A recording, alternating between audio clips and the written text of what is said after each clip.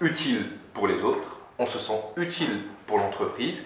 Et vous savez, un employé heureux, c'est un employé productif. Aujourd'hui, nous sommes dans une action citoyenne, il n'y a pas de hiérarchie, donc nous avons un contact direct avec notamment la direction générale, avec les... Monsieur Amin Zaliat, bonjour. Bonjour, le Matin TV. Je vous remercie d'avoir accepté notre invitation aujourd'hui. Merci, et puis merci à tous les, on va dire, les personnes qui suivent le matin, le groupe Maroc Soir.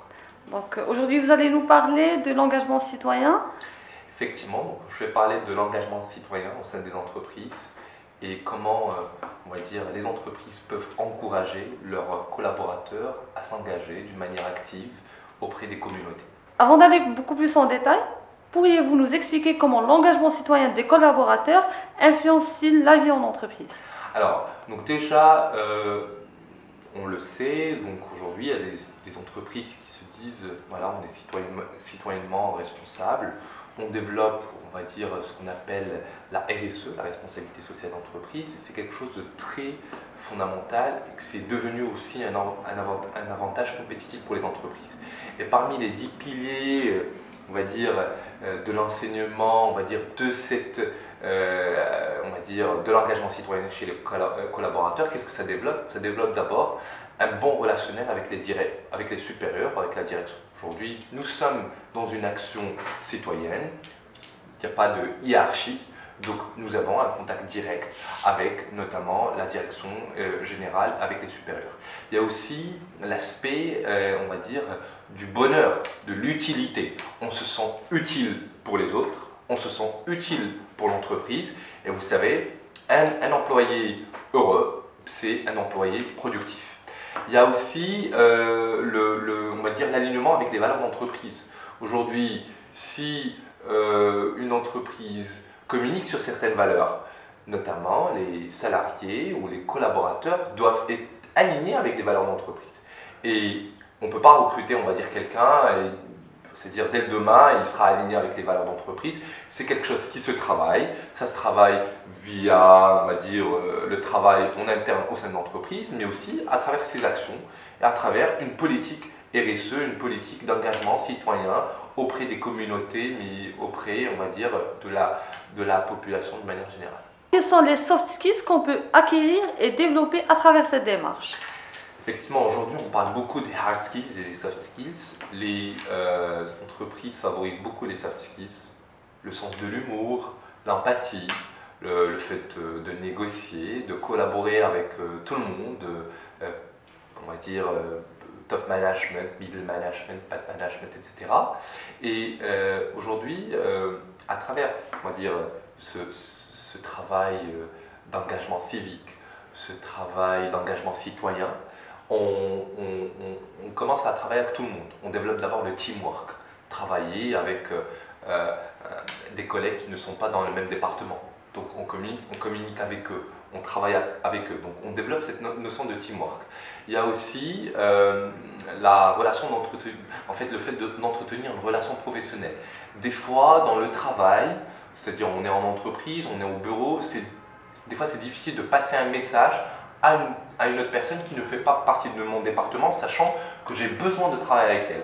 Donc, un travail, on va dire, d'engagement citoyen peut favoriser cette communication rapide et cette connexion rapide, et qu'après on pourra, on va dire, on pourra collaborer efficacement, et tout ça pour l'entreprise. Donc aujourd'hui, les soft skills, c'est quelque chose de très important pour l'entreprise parce que ça permet d'évoluer rapidement, ça permet aussi de gérer des projets, plusieurs projets en même temps, ça permet aussi on va dire, d'avancer, d'aider l'entreprise à augmenter sa part de marché, d'aider l'entreprise à augmenter son chiffre d'affaires, et que nous avons besoin de développer ces savoirs comportementaux, ces compétences humaines chez le salarié, et le travail citoyen, l'engagement citoyen peut aider à développer ces soft skills. Par quels moyens les entreprises peuvent-elles encourager leurs collaborateurs à s'y engager? Alors, d'abord, une fois l'entreprise, voilà, elle décide d'être une entreprise citoyenne, une entreprise engagée, ouverte pour sa communauté, elle veut véhiculer ses valeurs auprès de sa communauté. Elle doit communiquer sur cela, en interne, en externe, et puis démarrer beaucoup plus en interne.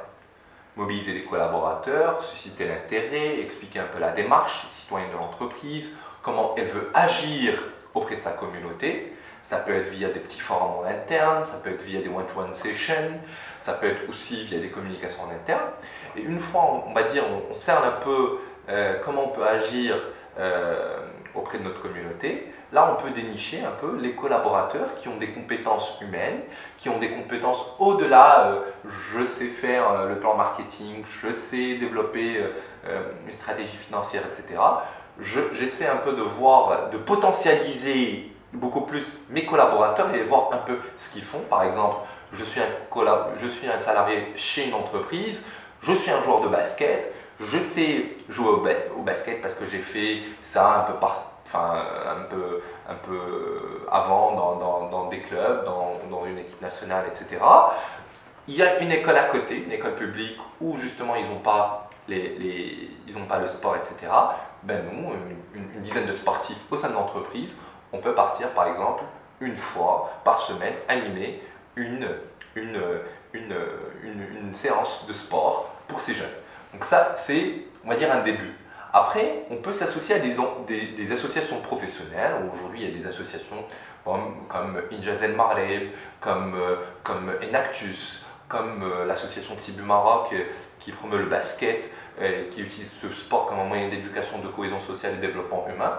On s'associe à ces associations qui ont, on va dire, qui ont de la technique, qui font du terrain, qui ont on va dire, une connaissance sur le terrain, et puis on essaye vraiment de les outiller, et ça peut être via des conseils. Aujourd'hui, des directions, des professionnels au sein de notre entreprise peuvent conseiller ces associations.